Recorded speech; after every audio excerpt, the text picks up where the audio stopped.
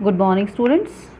आज हम कक्षा 12वीं में हिंदी में पढ़ेंगे धर्मवीर भारती जी द्वारा रचित एक संस्मरण जिसका नाम है काले मेघा पानी दे।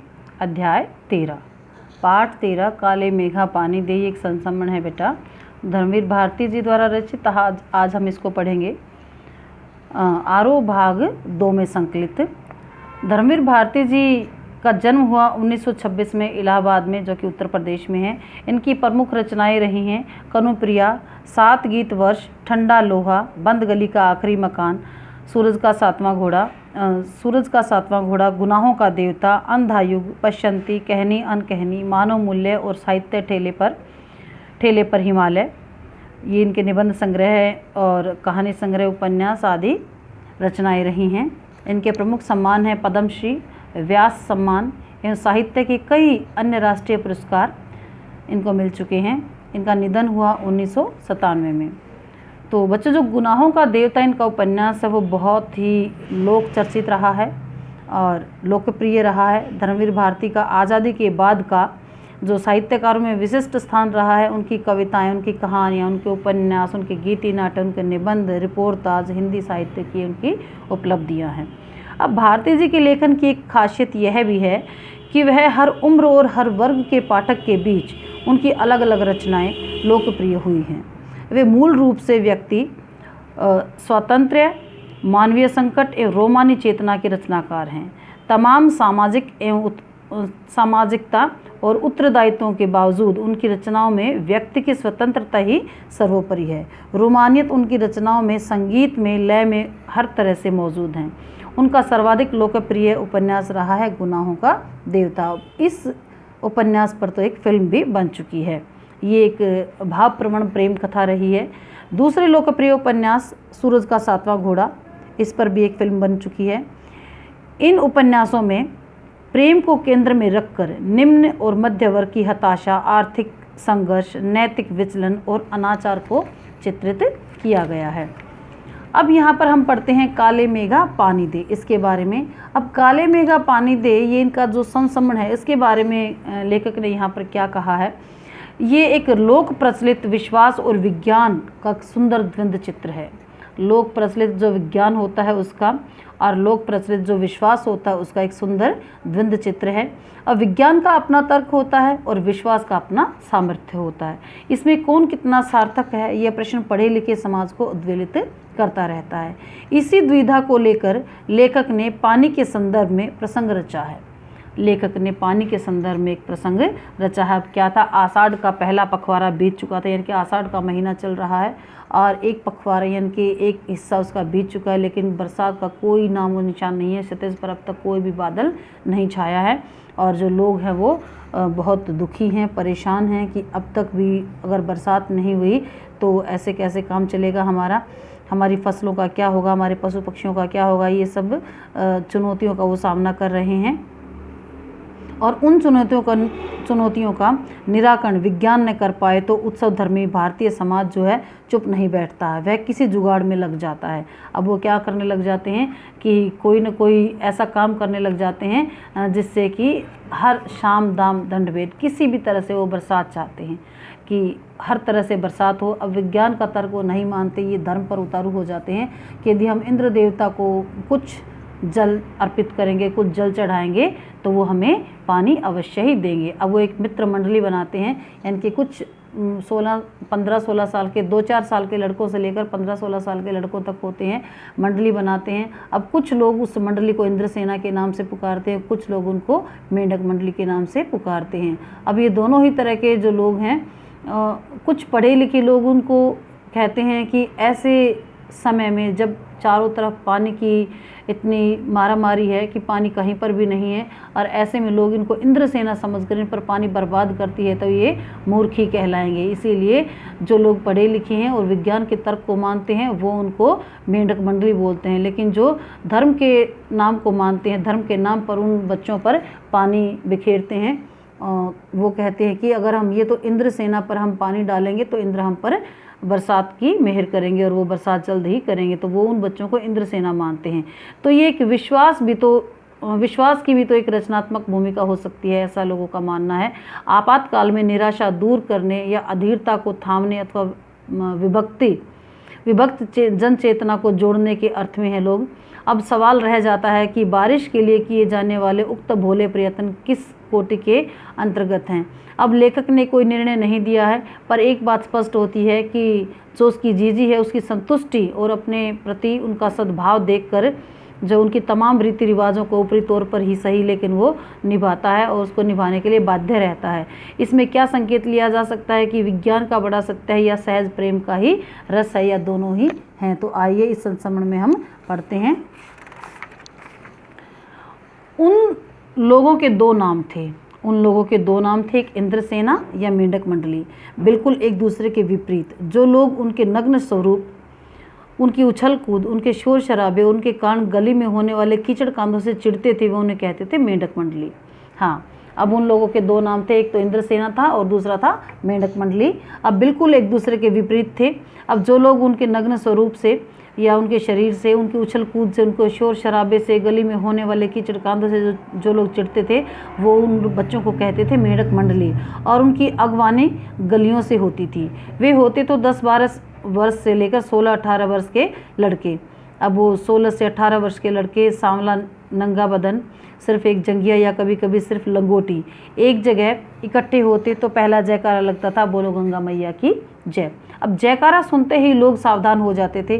स्त्रियां और लड़कियां छज्जे पर बारजे से झांकने लगती थी और ये विचित्र नंग धड़ंग टोली उछलती कूदती संवेद पुकारती जाती थी, काले मेघा पानी दे गुड़धानी दे, गगरी फूटी बैल प्यासा पानी दे गुड़धानी दे, काले मेघा पानी दे। ये उनका जयकारा होता था और ये जयकार करते हुए वो अपने घरों से एक टोली में निकल पड़ते थे। अब उछलते कूदते एक दूसरे को धकियाते या ये लोग गली में किसी दुमहले मकान के सामने रुक जाते, पानी दे मैया इंद्रसेना आई है, ऐसा ये बोलते। और जिन घरों में आखिर जेठ या शुरू आषाढ़ के उन सूखे दिनों में पानी की कमी ही होती थी, जिन घरों के कुएं भी सूखे होते थे, उन घरों में भी सहेज कर रखे हुए एक बाल्टी भर पानी या घड़े भर पानी इन बच्चों को सिर से पैर तक तर कर दिया जाता था। जो भी थोड़ा बहुत बचा हुआ पानी होता था घरों में, वो पानी भी इन बच्चों पर डाल दिया जाता था। ये भीगे बदन मिट्टी में लोट पलोट होने लगते थे। पानी फेंकने से जो पैदा हुआ कीचड़ था उसमें लथपथ हो जाते थे। हाथ पांव बदन मुंह पेट सब गंदा कीचड़ मल कर वो हाँफ लगाते थे, बोलो गंगा मैया की जय। और फिर मंडली बांध करके उछलते कूदते अगले घर की ओर चल पड़ते थे और फिर बादलों को टेरते थे, काले मेघा पानी दे। वे सचमुच ऐसे दिन होते जब गली मोहल्ला गांव शहर हर जगह गर्मी की बुन बुन करके त्राही माम कर रहे होते। जेठ के 10 तपा बीत कर आषाढ़ का पहला पखवाड़ा भी बीत चुका होता था। जो जेठ का मौसम वो महीना होता था उसका भी एक 10 तपा बीत जाता है। इनके जेठ के जो महीने में जो 10 दिन बहुत ज़्यादा गर्मी के होते हैं, तपते हुए होते हैं, वो पहला पखवाड़ा भी जेठ का बीत गया था। लेकिन कोई क्षितिज पर दूर दूर तक बादलों की रेखा भी नहीं दिखती। कुएं भी सूखने लगते। नलों में भी एक तो बहुत गर्म पानी आता और आता भी तो आधी रात को मानो खोलता हुआ। हाँ, नलों में भी बहुत कम ही पानी आता था और आधी रात के समय अगर थोड़ा बहुत आता भी था तो वो बहुत ही गर्म पानी आता था। अब शहरों की तुलना में गांव में और भी हालत ख़राब होती थी।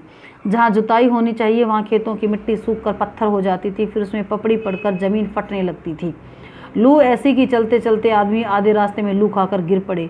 ढोर डंगर प्यास के मारे मरने लगे थे, लेकिन बारिश का कहीं पर भी नामो निशान नहीं था। ऐसे में पूजा पाठ कथा विधान सब करके लोग जब हार जाते थे तब अंतिम उपाय के रूप में निकलती थी यह इंद्र सेना।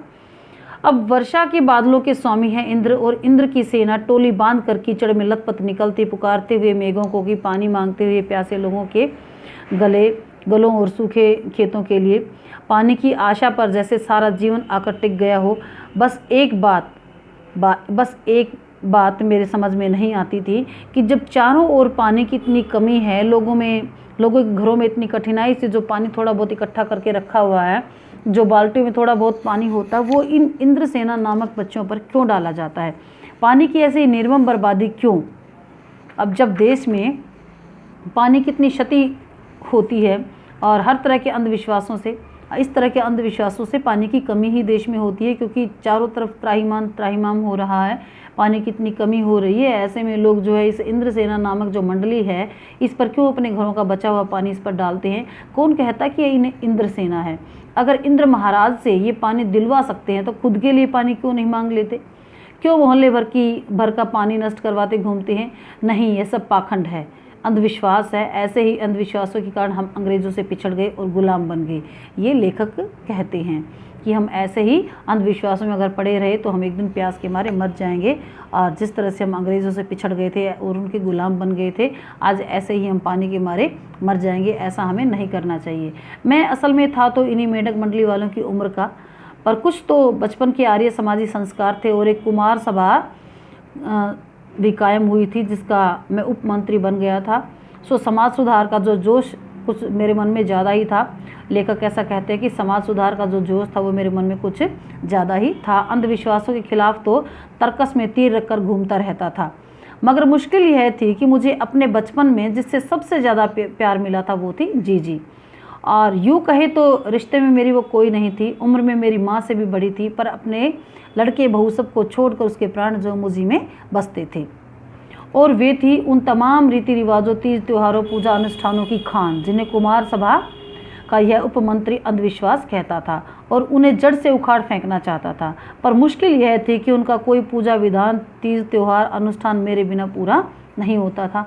दिवाली है तो गोबर और कोड़ियों के गोवर्धन और सतिये बनाने में लगा हूँ। जन्माष्टमी है तो हर रोज़ 8 दिन की झांकी तक को सजाने में और पंजीरी बांटने में लगा हूँ। हर छठ है तो छोटी रंगीन कुल्हियों में बूझा भरता रहता हूँ। किसी में भुना हुआ चना, किसी में भुने हुए मटर, किसी में भुने अरवा चावल, किसी में भुना हुआ गेहूँ। जीजी यह सब मेरे हाथों से करवाती थी ताकि उनका पुण्य जो वो केवल मुझे ही मिले। लेकिन इस बार मैंने साफ इनकार कर दिया था कि पानी नहीं फेंकना है। मुझे बाल्टी भरकर पानी इस मेंढक मंडली पर नहीं फेंकना है। जब जीजी बाल्टी भरकर पानी लेकर गई, उनके बूढ़े हाथ पांव डगमगा रहे थे, हाथ कांप रहे थे और मैं भी मुंह फुलाए एक साइड में खड़ा हुआ था। शाम को उन्होंने लड्डू मठरी खाने को दिए तो मैंने उनके हाथ से अलग कर दिए। मैंने नहीं खाया, मैंने खिसका दिए। मुंह फेर कर मैं बैठ गया, जीजी से बोला भी नहीं। पहले वे तमतमाई, लेकिन ज़्यादा देर तक उनका गुस्सा नहीं रहा और पास आकर मेरा सर अपनी गोद में रखकर बोली, देख भैया रूठ मत, मेरी बात सुन, यह अंधविश्वास नहीं है। जिसको तू अंधविश्वास कहता है ये अंधविश्वास नहीं है। हम इन्हें पानी नहीं देंगे तो इंद्र भगवान हमें कैसे पानी देंगे? अब उन्होंने कहा कि अगर हम इस इंद्रसेना को हम पानी नहीं देंगे तो इंद्र भगवान हमें पानी कैसे देंगे? यह सब अंधविश्वास नहीं है। और मैं ये बात सुनकर भी कुछ नहीं बोला। फिर जीजी बोली, तू इसे पानी की बर्बादी समझता है, पर यह बर्बादी नहीं है, यह पानी का अर्घ्य चढ़ाते हैं, यह पानी का अर्घ्य चढ़ाते हैं। अब जो चीज़ मनुष्य पाना चाहता है उससे पहले देगा नहीं तो पाएगा कैसे? अब जीजी ने उसको अपने धर्म के बारे में बताते हुए कहा कि यदि हम कोई वस्तु चाहते हैं भगवान से तो पहले हमें उसको अर्घ्य देना होता है। यानी कि अगर हम इंद्र भगवान से पानी चाहते हैं तो एक लोटा भर पानी यदि हम इंद्र देवता को चढ़ा देते हैं या इस इंद्र सेना पर हम डाल देते हैं तो ये इंद्र भगवान को ही एक अर्घ्य हुआ और वो खुश होकर हमें और ज़्यादा पानी देंगे। तो ये पानी की बर्बादी नहीं है।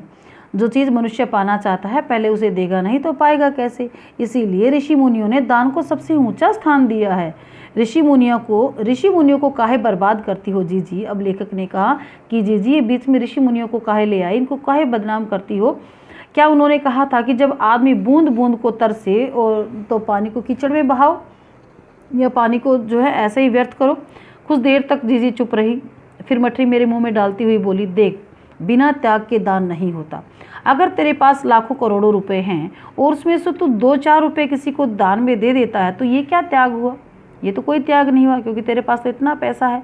हाँ, त्याग वह होता है जो चीज़ तेरे पास भी कम है और तुझे इसकी ज़रूरत भी है और अपनी ज़रूरत को पीछे रख कर और दूसरों के कल्याण के लिए तू उसे दे तो वो त्याग होता है, वही दान होता है और उसी का फल हमें मिलता है। अब जीजी ने उसको अच्छे से समझाया कि जिस चीज़ की हमें ज़रूरत होती है हम अपनी ज़रूरतों को पीछे करते हुए हम सामने वाले को यदि वो चीज़ देते हैं तो ये हमारा त्याग होता है और यही दान भी कहलाता है। अगर तेरे पास लाखों करोड़ों रुपए हैं उसमें से तू 2-4 रुपये निकाल कर किसी को दे देता है तो ये दान या त्याग नहीं होता।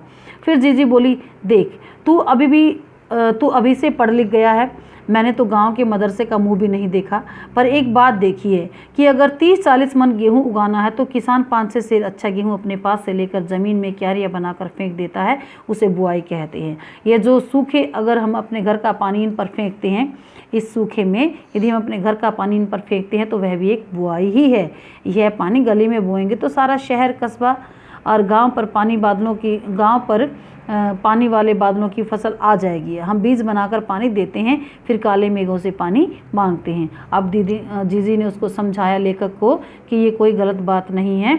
जिस प्रकार हमें खेतों में अच्छी फसल चाहिए तो उसके लिए 5-6 सेर अच्छा गेहूँ उस पर बोना पड़ता है और तभी हमें अच्छी फसल मिलती है। ऐसे ही अगर हम थोड़ा बहुत पानी इंद्रसेना के नाम पर अगर अर्घ्य के रूप में इन पर डालते हैं, इन पर चढ़ाते हैं, तो ये कोई बुरी बात नहीं है। तभी तो जैसे गेहूँ बोते हैं तो ही हमें अच्छा गेहूँ मिलता है, थोड़ा सा बोएंगे तभी हमें ज़्यादा मिलता है। ऐसे ही अगर हम पानी अर्घ्य के रूप में नहीं चढ़ाएंगे तो हमें पानी नहीं भी मिलेगा। तो सब ऋषि मुनि कह कर गए हैं कि पहले खुद दो, तब देवता तुम्हें 4 गुना 8 गुना करके उसको लौटाएंगे। भैया यह तो हर आदमी का आचरण है, जिससे सबका आचरण बनता है। यथा राजा तथा प्रजा, सिर्फ यही सच नहीं है, सच यह भी है कि यथा प्रजा तथा राजा। यही तो गांधी जी महाराज कहते हैं। जीजी का एक लड़का राष्ट्रीय आंदोलन में पुलिस की लाठी खा चुका था, तब से जीजी गांधी महाराज की बातें अक्सर करने लगी थी। अब इन बातों को आज 50 से ज़्यादा वर्ष होने को आए हैं, पर ज्यों की त्यों मन पर दर्ज हैं। कभी कभी कैसे कैसे संदर्भों में मैंने ये बात मेरे मन को कचोट जाती है कि आज हम देश के लिए क्या करते हैं। हाँ, आज हम देश के लिए करते क्या हैं। मांगे हर क्षेत्र में बड़ी बड़ी हैं, पर त्याग का कहीं नामो निशान नहीं है। अपना स्वार्थ आज एकमात्र लक्ष्य रह गया है। हम चटकारे लेकर इससे या उसके भ्रष्टाचार की बातें करते हैं, पर क्या कभी हमने जांचा है कि अपने स्तर पर, अपने दायरे में हम उसी भ्रष्टाचार के अंग तो नहीं बन रहे हैं। काले मेघा दल उमड़ते हैं, पानी झमाझम बरसता है, पर गगरी फूटी की फूटी रह जाती है, बैल प्यासे के प्यासे रह जाते हैं। आखिर कब तक बदलेगी यह स्थिति। अब लेखक ने यहाँ पर ये समझाना चाहा है कि विज्ञान का तर्क हम सही माने या अपने जो समाज में जो हमारे रीति रिवाज हैं या उनके नाम पर जो धर्म चला हुआ उसको हम सही माने। तो बच्चों, हमने आज ये लेखक धर्मवीर भारती द्वारा लिखा हुआ संस्मरण हमने आज पढ़ा है। तो इसमें हमने विज्ञान के और धर्म पर विचार करते हुए इन तर्कों को समझना है और इस पाठ को, इस संस्मरण को एक बार अच्छे से पढ़ लेना है। हम अगले लेक्चर में इसके प्रश्नोत्तर समझेंगे। तब तक के लिए थैंक यू।